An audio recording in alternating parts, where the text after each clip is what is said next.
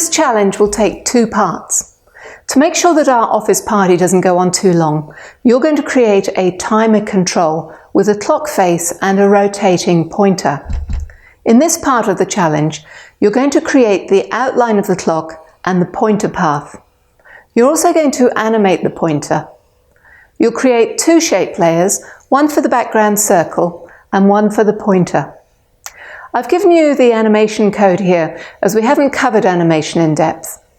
For animation, you'll use the key path transform.rotation.z. We haven't looked at transforms yet, but this key path will do a very simple rotation. Instead of doing from and to values, you'll do from 0 by 60 seconds, and you'll repeat this forever. Now pause the video and see what you can do.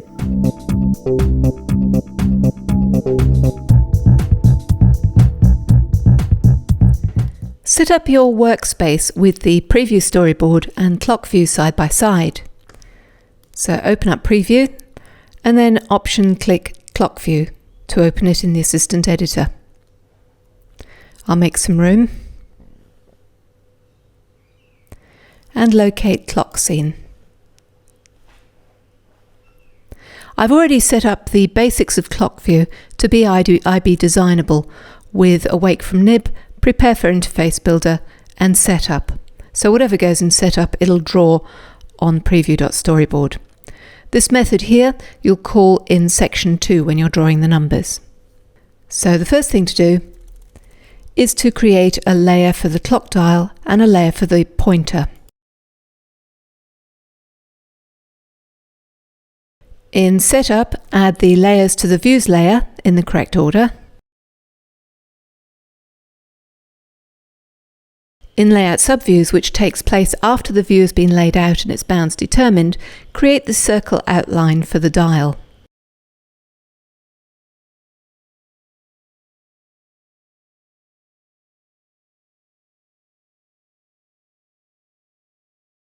That's created a circle with the diameter of the width of the view. In Setup, I'll change the stroke and fill colours for the dial. Those will go in Setup because they don't depend on the size of the view.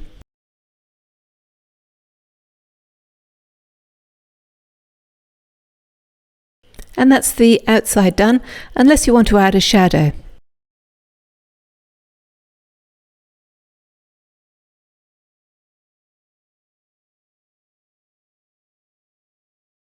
So that's created a shadow centered on the dial with a shadow radius of 8 and a dark grey colour. It just makes the clock pop out a little bit from the background.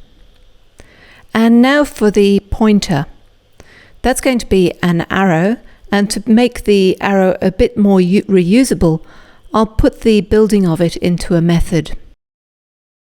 We'll use a length and width and depth, and the depth will be the depth of the point.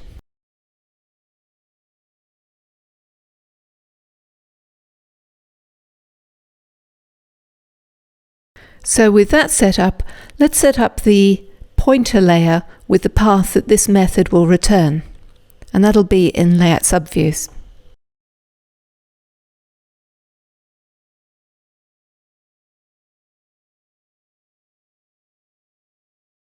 That's set the layer's path to the build path, and so that we can watch it building in the storyboard, I'll set the stroke colour.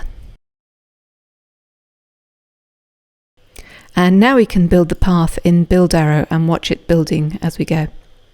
Let's draw the first line.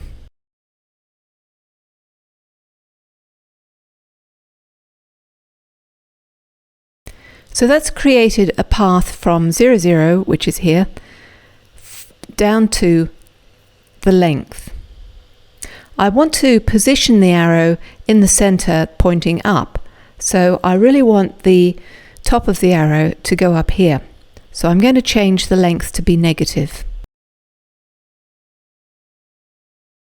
So that's going to, the point of the arrow is going to be here, and in a moment I'll move this to the center of the dial.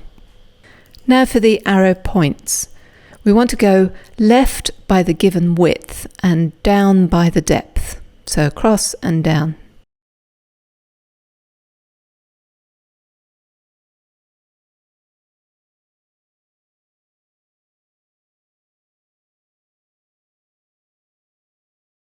So that's now built the pointer. It does take a little bit of practice working out where all these points are going to be, but it comes naturally after a while. So the layer is outside of the view's bounds with the base at the pointer at 0, 0. In layout subviews, I'll position the final pointer in the center of the view.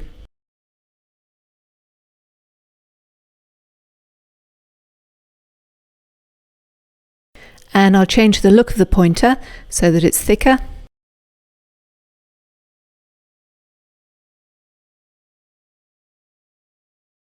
And now all we need to do is rotate it. We can do that with a basic animation, just like in the budget control. We'll set up the rotation animation in layout subviews.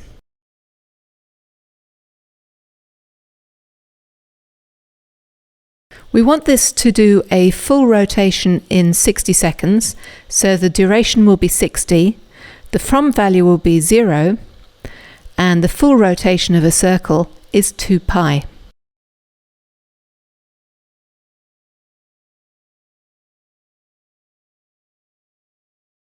And we want it to go forever, so we'll repeat it to the max. And add the animation to the pointer. And that's done the timer. Let's build and run and see how it works.